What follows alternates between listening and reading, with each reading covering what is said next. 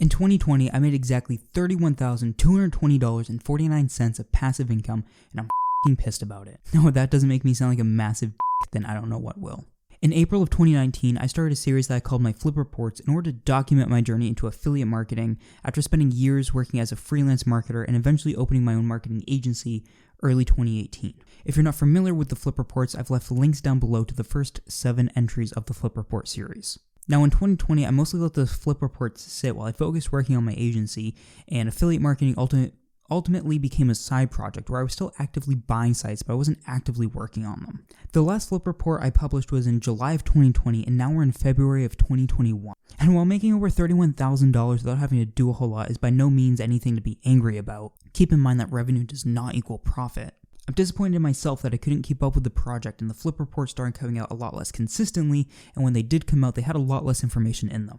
So I spent some time thinking about this project and where I wanted to take it, and it became very clear very quickly that Flip Reports just made no sense because I wasn't actually flipping websites. Which is why I've decided to kill off the Flip Reports and rebrand them as the Portfolio Reports, which is a much more accurate name, as well as to take the entire project a lot more seriously.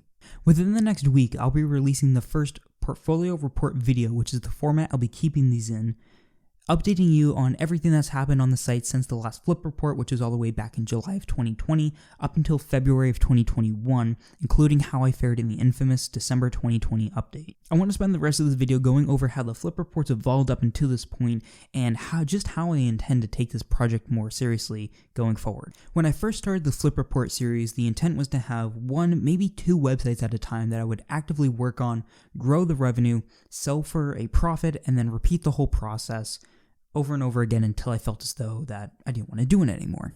As time went on, I had more and more capital to acquire more sites, but I had less and less time to actually work on them. So I quickly grew from having just 1 site to now 7, in a total of 8, but 1 ended up selling.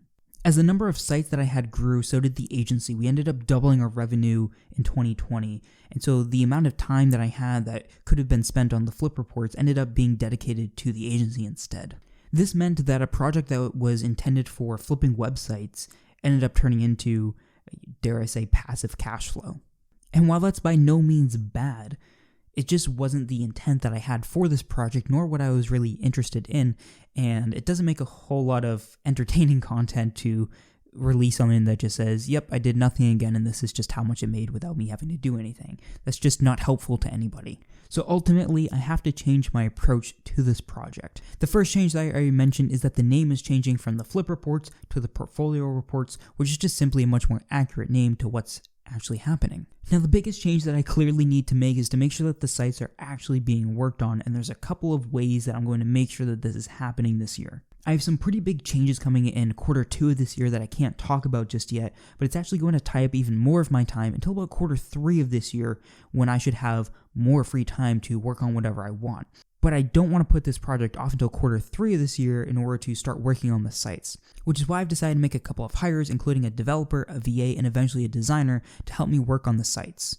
Making these hires will allow me to make sure that regardless of how much time I personally have available, that I have somebody that will be able to make any changes or additions that I would want to have made to the sites, whether that's uploading content, making CRO changes, designing featured images, whatever it may be. Now, while making these hires seems pretty obvious, this is something I intentionally delayed, considering that basically my entire work history up until April of 2019, or a couple months before that, whenever the actual month that I bought my first site was, my entire work history was client work. And so I wanted to get my feet wet in the affiliate game. I wanted to play around with everything myself. I wanted to change things in myself. I wanted to see how everything worked on the back end and compare and contrast that to what I was used to, so I could be more educated and more aware of what's happening with these sites and how I wanted to approach them. Now, over the last couple of years, I feel as though that I've done what I've set out to do. While I have put in limited time on sites, I've looked at enough sites, I've worked on enough sites within the affiliate space that I feel as though I have a pretty good grasp on how I want to do things. Now, one of the big downsides to doing this is that the sites that I've historically bought have only been making a couple $100s a month, which means that it's not that difficult for hours to eat into the profit of the sites fairly quickly, which means any acquisitions made later on this year are probably going to have to be at least sites doing $500 a month or more, and the existing sites that I have, for them to be actively worked on, has to be something that can get to that level as well. because otherwise there's just going to be this constant battle of just trying to have the sites be profitable in the first place. Next, I want to consistently be putting out portfolio reports, ideally once a month, which was the original intent of the Flip Reports.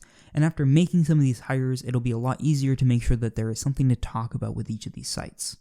And the last big change I'm making is that for any acquisitions going forward, or for any of the sites that I have right now, is identifying why do I have them, what do I want to do from them, and understand what play I'm trying to make with these sites so I can understand what the foreseeable future of these sites look like. Now, after looking at plenty of sites and owning quite a few myself, I've come to like certain things and certain aspects about different niches that I do and do not like about others. And so with all of that knowledge and experience, I've decided that there are 3 core plays that I'm going to be making with sites, and I'm sure over time, as things get more nuanced, there will be more plays within this. The first play I intend to be making is flipping, which is buying sites under market value, working on them, and selling them usually probably within 3 to 12 months after buying them. Now this can come in a couple different ways. It could be buying a site, working on it, and selling it all within 90 days, or it could be acquiring a site, working on it for, let's say, 3 months, and then sitting on it for 3 to 6 months to allow the last 6 months average profit to increase to be able to sell it for a higher amount. Now, there's a couple different reasons why I might want to flip a website rather than a different play. The first is that some niches are just a lot more high maintenance than others, and there's a lot of doubling back on work that you've already done. For example, consumer tech products. Within a year, pretty much all the products that you're talking about are now outdated, and your content has to be constantly updated. You have to constantly be going back and revising the content that you've already created. Not only that, but there's constant stock issues as well, so there's a lot of monitoring and just reworking what you've already done just to keep the site where it is today. Now, the good thing about tech is that there's so much money to be made in it, and there's so many websites in it, there's so many people interested in it, that it's very easy to buy and sell sites within the tech niche, but they are quite challenging to maintain, which is why, to me, that's most of the time a consumer tech site is much more appealing as a short-term play than a long-term site. Another reason I might want to flip a site is I might come across a deal that has a pretty good margin of safety, but there's just simply too limited time or resources to actively work on that site over the long term, but it is something that I might be able to envision myself acquiring, working on it for a couple months, and then selling it not too long after that. And the final reason that I could think of to choose a flip over a different play is for short-term cash injections. If I'm looking to make a larger acquisition of, let's say, a site that's going to cost me $30,000 and I currently have $20,000 in capital that I can deploy, well, I might want to take 10 grand of that, put it into a flip, turn that 10 into 15, and then be a little bit closer to the 30 that I need. The next play is pretty straightforward, which is just simply growing a site, buying a site either at or under market value, working on it over the long term, probably at least 2 to 3 years, and then eventually either sitting on that site or selling it for a profit.